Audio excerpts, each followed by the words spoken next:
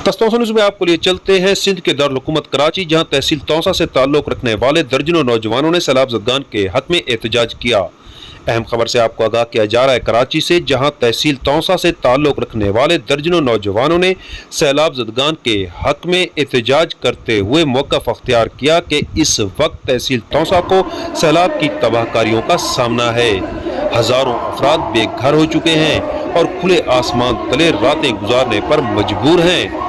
बारिशों की वजह से उनकी जिंदगी अजीयन हो चुकी है, बच्चे सिसक रहे हैं और माएँ तड़प रही हैं। उनका कहना था कि पीडीएम से ताल्लुक रखने वाले पाकिस्तान पीपल पार्टी के रहनुमा मोहतरम आसिफ जरदारी और बिलावल जरदारी भुट्टो से हम मुतालबा करते हैं कि वो विफाकी हुकूमत पर ये जोर डाले कि सैलाब ज़दगान की इमदाद के लिए अमली तौर पर इक़दाम किए जाएँ।